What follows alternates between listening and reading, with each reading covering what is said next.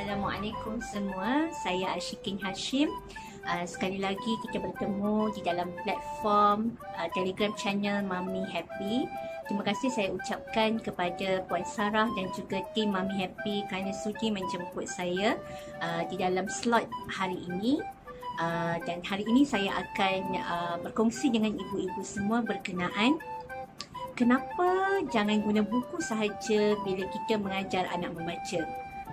Ini tajuk yang agak hangat, yang agak hot. Okey, ramai ibu bapa yang datang jumpa dengan saya, tanya macam mana nak ajar anak membaca dengan berkesan. Dan bila saya kata kita ajar anak membaca jangan guna buku sahaja, maka adalah ibu bapa yang terpinga-pinga, yang macam lost, tak tahu macam mana nak ajar membaca kalau tak guna buku.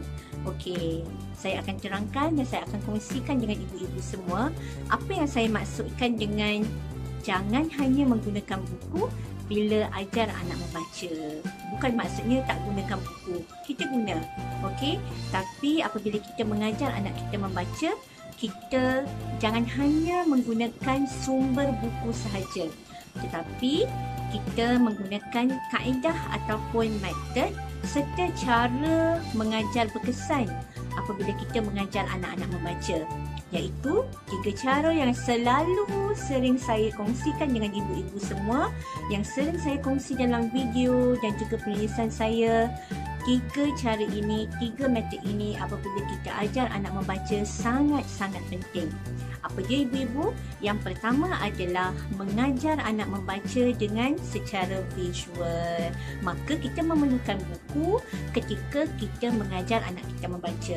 Maka kita belilah buku suku kata ke, phonics ke, menggunakan poster ke, menggunakan flashcard ke. Okey, jadi ini adalah cara yang pertama, iaitu mengajar anak membaca menggunakan kaedah visual. Okey, tanpa kaedah visual ni macam mana rasanya kita nak ajar anak membaca? Maka kita perlu kaedah ini, metod ini, cara ini agar anak membaca dengan berkesan. Itu yang pertama.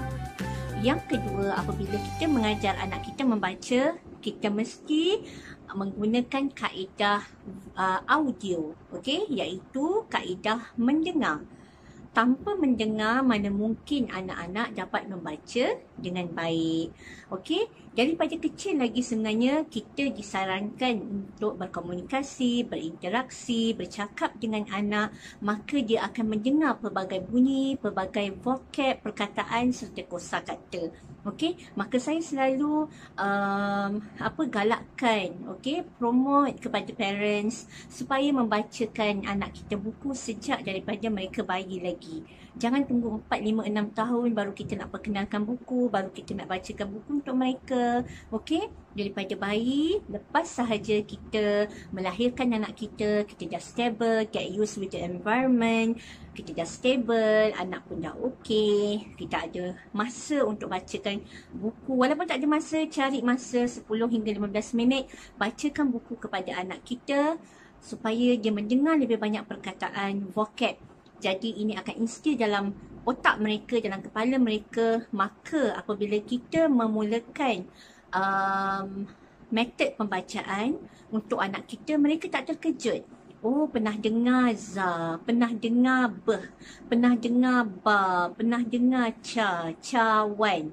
Ca berasal daripada perkataan cawan contohnya. Maka dia mendengar, okey, pernah dengar. Okey, dia snap, dia tangkap, dia instill dalam kepala dia, dan inilah yang akan memudahkan anak-anak kita belajar membaca dengan lebih berkesan. Okey? Dan yang ketiga, inilah yang selalu ibu-ibu miss ataupun yang selalu ibu-ibu terlepas pandang.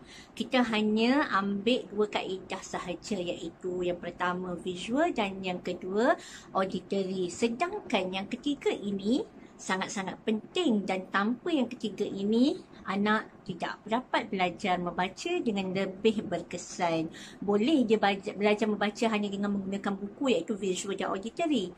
Tapi nanti akan timbullah segala permasalahan seperti anak saya bosan lah, anak saya tak nak belajar lah, anak saya tak pandai lah. Walhal bukan anak kita tak pandai, bukan anak kita tak bijak, tetapi kita sebagai orang tua, sebagai ibu bapa yang tidak tahu ataupun kurang mendalami pendidikan awal kanak-kanak. Okey, jadi yang ketiga apa dia? Belajar berkesan dengan cara kinestetik ataupun bergerak. Jadi apabila kita mengajar anak-anak kita membaca, jangan hanya membaca menggunakan visual dan auditory sahaja. Jadi kita kena menggunakan kaedah kinestetik, belajar berkesan dengan bergerak. Macam mana tu? Saya tak pandai lah nak ajar anak saya membaca dengan buat aktiviti. Selama ni saya guna buku je, pandai juga baca. Ya betul, okey. Tak salah kalau kita mendalami lagi dan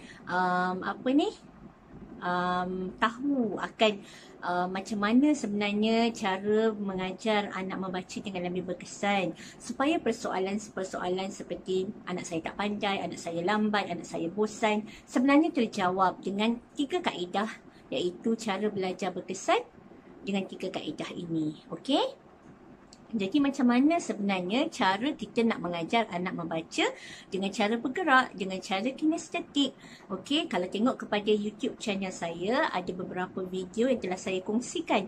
Aktiviti-aktiviti suku kata yang melibatkan pergerakan, yang melibatkan kinestetik. Contohnya, okey, dalam buku yang saya tulis, yang saya susun, iaitu Anakku Bijak, suku kata, di muka surat yang pertama adalah suku kata A sehingga Z. Okey, timbul masalah. Mungkin kita akan kata, semalam kan dah ajar nah, kenapalah tak ingat-ingat lagi? Okey, kenapa rasanya tak ingat ibu-ibu? Kenapa rasanya anak tak ingat? Okey, cuba kita masukkan elemen yang ketiga ini, iaitu bergerak. Okey, kita hanya tertumpu kepada tengok buku, baca, hafal, tengok. Okey, bila anak tak dapat kita marah, lepas tu kita paksa anak. Jadi tak ada jalan penyelesaian. Okey, jadi saya berkongsi hari ini dengan ibu-ibu semua, ada satu kaedah yang kita lupa, yang kita tak masukkan dalam pembelajaran anak-anak kita, iaitu belajar secara kinestetik. Maka okey, kita nak ajar dengan cara berkesan. Cuba tulis suku kata tersebut di dinding contohnya. Okey, ambil flash card, tampal di dinding beberapa suku kata. Kita sebut anak ikut. Kemudian kita sebut anak ambil flash card tu. Minta dia tampal pula dekat dinding yang lain. Okey, bagi dia bergerak, bagi dia beraktiviti, bagi dia rasa seronok bila belajar. Okey, contoh lain pula. Contohnya kita ada bakul. Ada 2 bakul. Okey, satu bakul kita lekat suku kata ma. Satu bakul lagi kita lekat suku kata ba. Okey? Mungkin ma dengan na tu dekat sangat. Okey, kita bagi anak supaya dia lebih faham, cepat tangkap, kita bagi yang jauh sikit, iaitu ba dan ma contohnya. Okey, Wafa ambil bola ni, masukkan bola ke dalam bakul yang tertulis suku kata ma. Okey, maka dia pun pergi bergerak. Dia pergi dan masukkan bola tersebut ke dalam bakul berlabel ma. Maka inilah antara aktiviti yang kita boleh buat bersama dengan anak kita dengan memasukkan elemen yang ketiga di dalam cara yang berkesan mengajar anak membaca, iaitu kinestetik ataupun bergerak.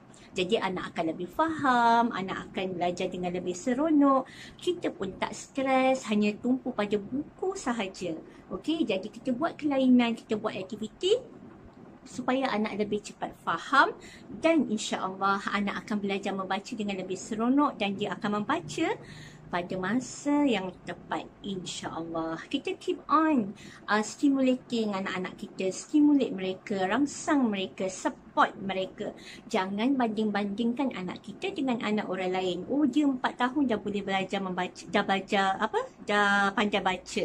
Okey, kita 4 tahun anak kita pun kita tak bacakan buku sangat. Okey, jadi jangan bandingkan dengan anak orang lain, jangan compare. Okey, kita Bagi support pada anak kita, teruskan beraktiviti dengan anak kita, insya-Allah. Jika anak kita tidak mempunyai masalah pembelajaran, mata pun elok, vision dia elok, pendengaran dia elok, dia tak ada masalah kesihatan, tak ada masalah pembelajaran, okey, insya-Allah anak boleh belajar membaca dengan baik, insya-Allah. Okey. Cumanya bila kita mengesan, okey, anak kita mempunyai masalah pembelajaran atau masalah kesihatan tertentu, minta rujuk kepada pakar. Okey, bawa jumpa doktor, bawa jumpa occupational therapist, okey. Dan dari situ kita boleh dibantu. Okey, dan ibu-ibu jangan stres, okey. Cuba duduk sama-sama, luangkan waktu dengan anak, belajar membaca 10 hingga 15 minit, paling lama pun 30 minit pun, itu pun sudah mencukupi. Okey, jangan lama-lama anak stres, anak tak seronok belajar. Makin lama dia semakin jauh dengan buku, semakin jauh dengan kita. Okey, kita tak nak macam tu. Okey, jadi ini adalah antara tips ataupun cara yang saya ingin kongsikan dengan ibu-ibu semua.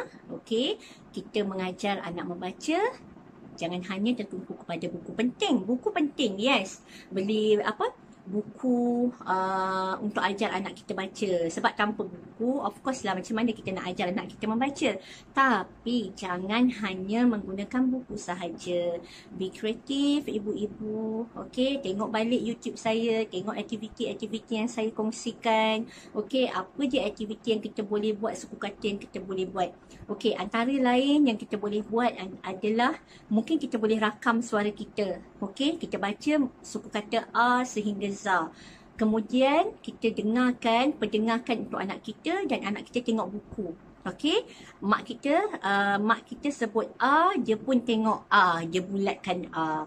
Okey, dia dengar suku kata A, dia nampak kad imbas A, dia ambil A, dia tampal. Jadi buat aktiviti yang menyeronokkan supaya anak lebih faham. Jadi tak timbullah persoalan ataupun marah-marah, kata anak saya ni tak faham lah, anak saya tak macam anak dia lah. Okay, so keep supporting your child. Okay, jangan mudah give up, insyaAllah pasti ada jalan. Okay, kita sama-sama dalam grup Mami Happy ni, kita satu jemaah, satu team. Ada masalah apa-apa boleh PM saya, insyaAllah saya akan bantu. Okay, dapatkan buku Anakku Bijak Suku Kata, supaya anak-anak lebih seronok lagi belajar membaca. Dalam buku ini bukan sahaja kita ada suku kata tertutup, kita ada suku kata terbuka, kita ada digraf, diftong. Okey, dan saya kongsikan aktiviti-aktiviti cadangan untuk ibu-ibu. Best ke tak best buku Anakku Bijak Suku Kata?